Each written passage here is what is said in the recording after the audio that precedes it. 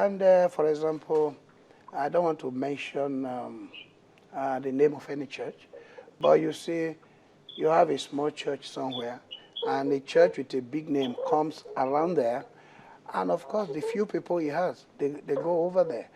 But what I'm trying to say is that it is not true. I'm talking from experience. Maybe you need to know my background. I'm an economist by training.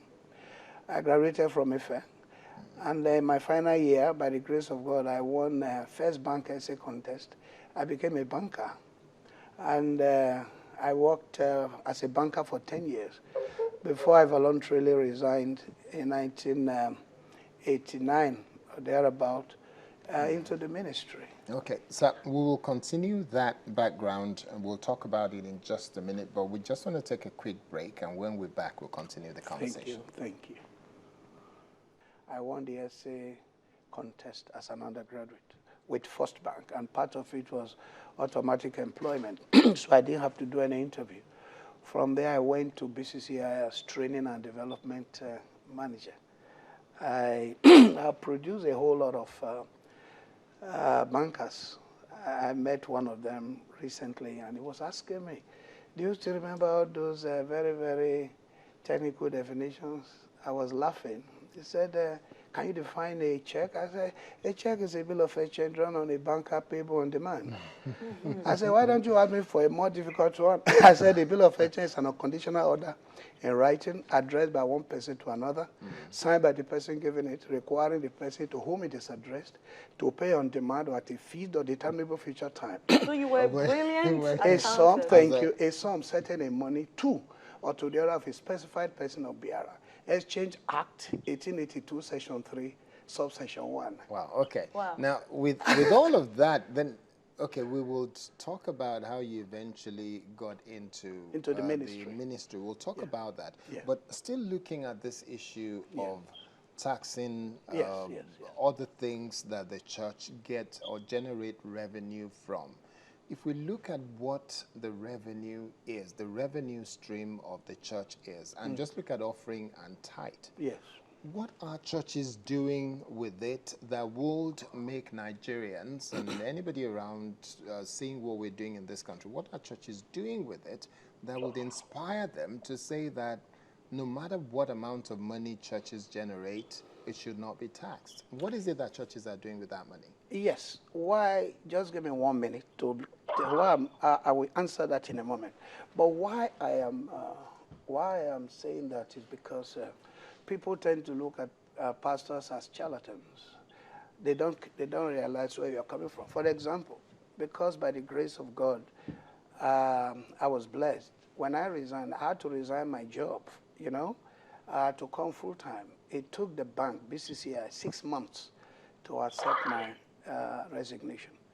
So many other pastors now, Pastor Adeboye, PhD in mathematics, Komoye, first class in mathematics, Oyedepo, architect, all the other people, brilliant people. They tend to look at you as if people rush to this place because they couldn't succeed anywhere else. What I want to say is this. The story about tax didn't just start today. Even Jesus himself.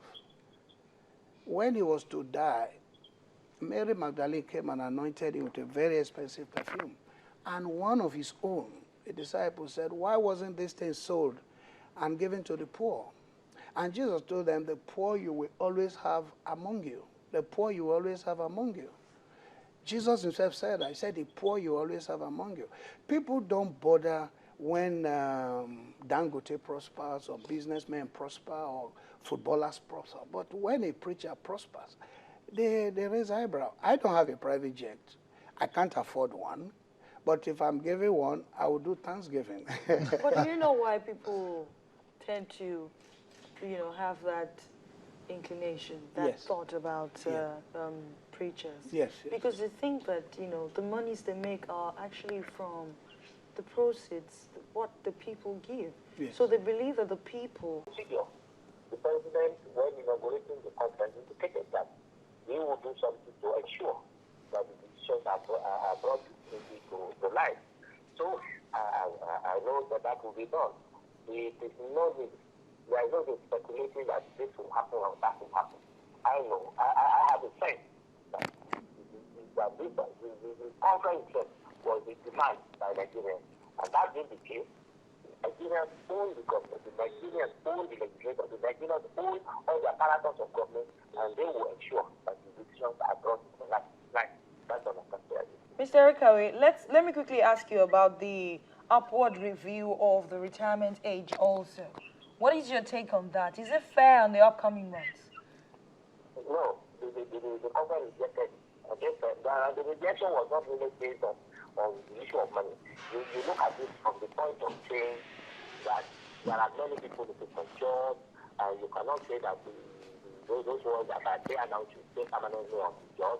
Again, the conference said that whatever. The argument really was that by the time people are 60, they are at the point of making very wise and reasonable decisions. That was the essence. But because in defense of the conference, they felt that, look, there are many people looking for jobs there. And we don't ask the whole world to continue to stay permanently and deny the others from coming in. Again, that there is also a point where you need fresh ideas and so on and so forth. And that those who have tried for 35 years or 60 years to make policies should give way to those who are coming with the collective new development and aid in which those decisions will be implemented. And the conference of this wisdom is the best suggestion. Okay, so when we look at the fact that a lot of people have come up with the idea that there is no way you can undermine the issue of experience, and you find a man who is 60 years old, strong, virile, able, vibrant, and still able to take intelligent decisions, and having the benefit of experience of having seen all of the pitfalls in different areas, and then you ask such a man to retire. Shouldn't that be a major issue that we should seriously consider and say, actually, it seems there's a wise counsel in saying that 60 years old should not retire yet? Yes. Well, that what you have just said was the reason why the suggestion was made. But the opposite to the reason is that you cannot decide that you retire from either government or public service. Does not extinguish you as a person. You can still make your services experience and all the other capabilities you must have acquired available to society from the private life in which you are then living. So it does not mean that you are there because you have retired. No, it means that you are allowed to go to other spheres of life to contribute. And in an information age, your contribution to government or to policy will still be made. And your experience is not useful. It's still useful to society, so you can still make it. But you don't really need to stay on that job to make those kinds of contributions, which you have done maybe for 20 years or for 25 years. And the other people who are coming may have better ways of thinking, so that the society will now be available, those ideas will now be available to society, for the benefit of society. So, but wherever you are, you can make this kind of contribution. Okay, Bishop, as part of rounding up then, a lot of people are sending quite a few questions, more than a few questions actually, and they're making a lot of points on Twitter. But one of the things that's coming out from the conversation on Twitter is the fact that what is it we're going to do in Nigeria to make it possible for us to see to it that our faith in Christ or in Allah or whatever you believe in translates into our belief system that would enable us to not allow the level of corruption that we have in the nation to continue. And some of them are saying that this is not restricted to government. It is not a case of, oh, this government is the most corrupt. It is also the fact that the government is made up of people who are Christian, paying tithes, putting their offering in, going to mosque and donating in churches and mosques, and yet they are individuals. Government is not some spirit. They're individuals. Well, to be honest with you, that criticism is valid. We try our best in church to teach people to practice what we preach, to be honest, to be sincere. And you will notice that at the end of the day, people are individual. Somebody like Balarabe Musa and a few other people, they may not be what I look at. Fashola, for instance, he's a Muslim. I will vote for him any day, anytime, to become president. as far as I'm concerned, it's like a president in waiting. So it has to do with individual. Some people may not even go to church, but by their upbringing, they are honest, they are sincere. So I agree with you that churches need to do more. I don't accept just any kind of offering. If somebody, I want to know where you are getting it from. Somebody who brought a huge amount one time, and I wanted to know why. And I know some pastors with conscience do the same. But let me say this before we conclude. Church has done a lot for this nation. We are the light of the world. It's just that, you know, the Bible says that whatever your left hand does, don't let the right hand know, especially when you are giving to the poor. I'm not talking of when you are paying your tithes and offering. You can do that openly. But when it comes to giving of alms and helping the poor, we don't bring cameras to show it, because as far as I'm concerned, that is hypocrisy. Politicians do that.